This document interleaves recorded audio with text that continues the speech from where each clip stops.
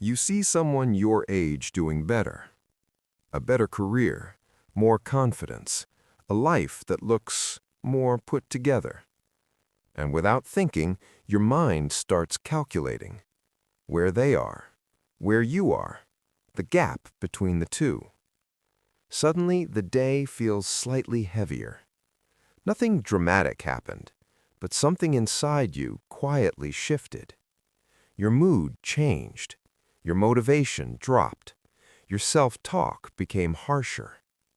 And the strange part is, you didn't choose this reaction.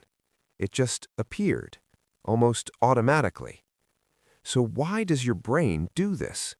Why does it keep measuring your life against other people? And more importantly, can you stop it? 2. Problem dive. Comparison rarely begins as something obvious.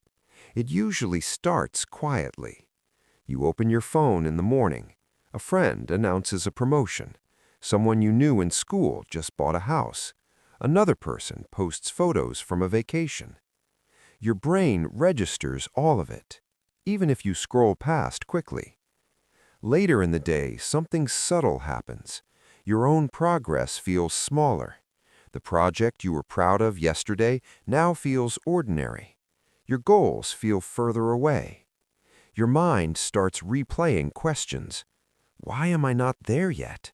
What am I doing wrong? Did I waste too much time? You might not say these thoughts out loud, but internally they shape your mood. Psychologists call this social comparison. The concept was first described by Leon Festinger in 1954. His theory was simple but powerful. Humans evaluate themselves by comparing with others, because without comparison, it's difficult to know where you stand. If there were no other runners in a race, you wouldn't know whether you were fast or slow. The brain needs reference points. But modern life changed something important. In the past, your comparison group was small. Neighbors, friends, people in your town. Today, your brain compares you with thousands. Entrepreneurs, athletes, influencers, people whose highlight reels are constantly visible. Your brain was never designed for this scale of comparison, so the result is predictable. You keep encountering people who appear ahead of you, and each encounter subtly reshapes your self-perception. Even when you're doing well, even when you're progressing. This is why comparison often creates a strange emotional mix. You can be grateful and still feel inadequate. You can be improving and still feel behind. And if this pattern repeats long enough, it slowly changes something deeper, your identity. You stop asking, what kind of life do I want? And start asking, how does my life rank? That shift may seem small, but psychologically it changes everything. Because once life becomes a ranking system, someone will always appear ahead, and your brain keeps noticing it. But here's the part most people misunderstand. Your brain isn't doing this to hurt you.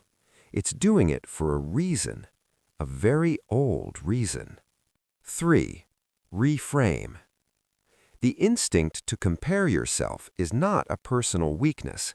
It's an evolutionary adaptation. For most of human history, survival depended on social position. Your status in a group determined access to resources, food, protection, mates, influence. So your brain evolved a monitoring system, a mechanism constantly scanning the environment, asking one quiet question: where do I stand in the group? If you were falling behind, that signal mattered. It meant adjusting behavior, working harder, learning new skills, strengthening alliances. Comparison in that environment had a function. It kept you socially calibrated.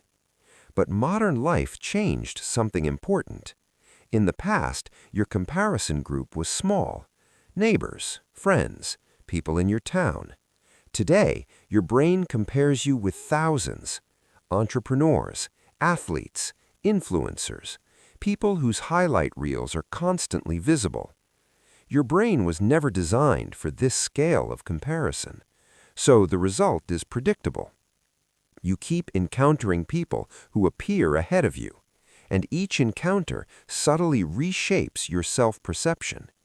Even when you're doing well, even when you're progressing.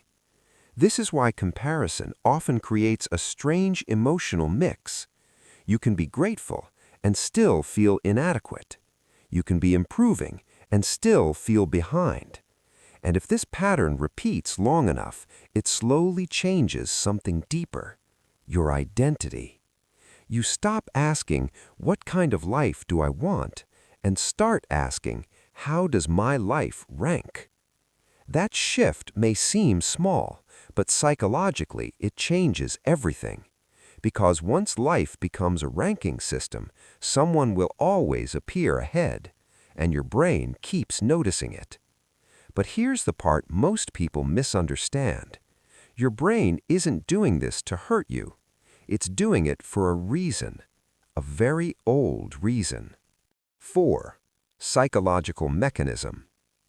Let's slow down and look at what happens neurologically. When you observe someone performing better than you, your brain processes it as upward comparison. Upward comparisons activate several brain systems. One of them involves the anterior cingulate cortex.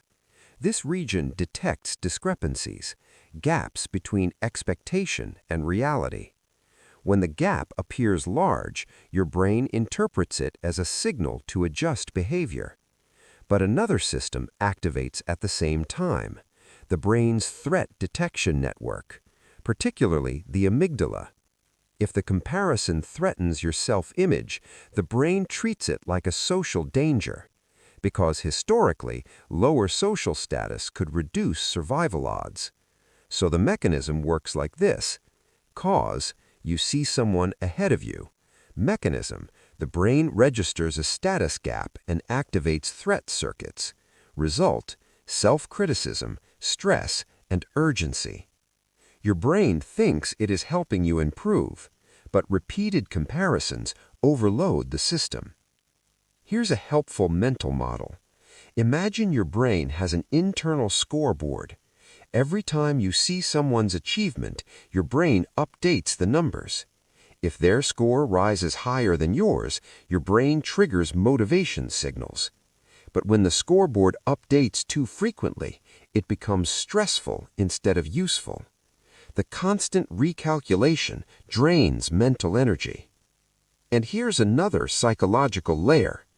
People rarely compare downward, meaning they rarely focus on people doing worse. Instead, the brain selectively notices those doing better. This bias is partly explained by self-discrepancy theory from E. Torrey Higgins. Your mind constantly measures the gap between three identities: who you are, who you think you should be, and who others appear to be.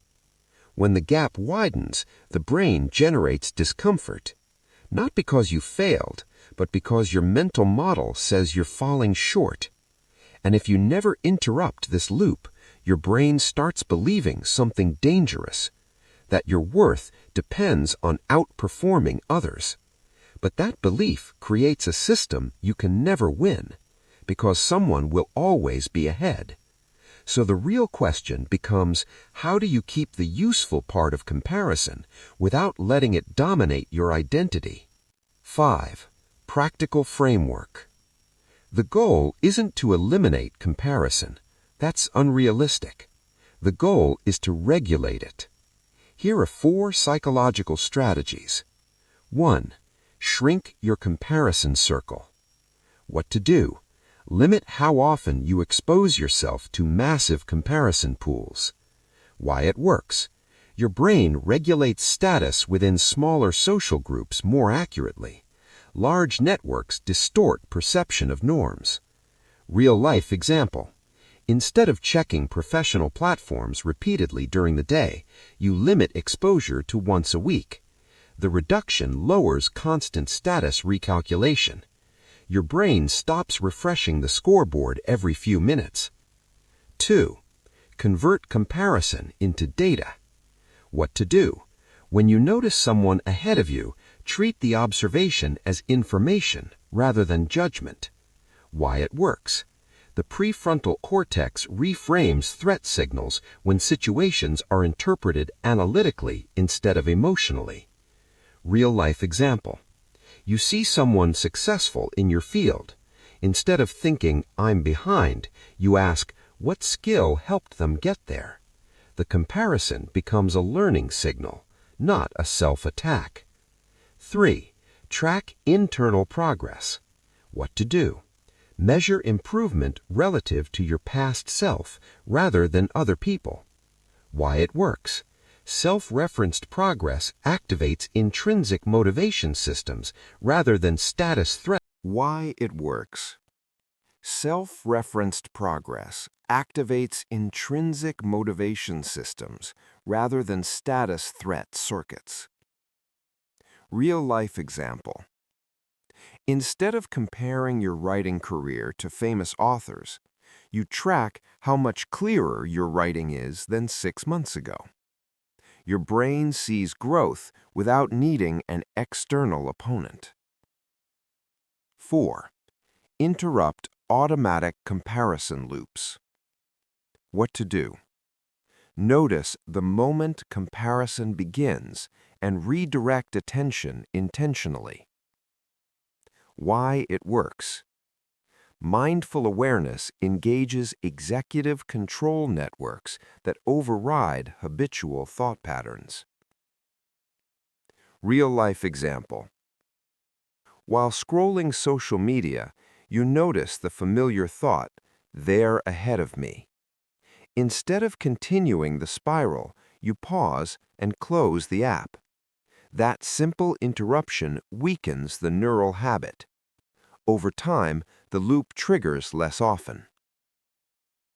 These steps may seem small, but psychologically they shift the system from automatic ranking to conscious interpretation.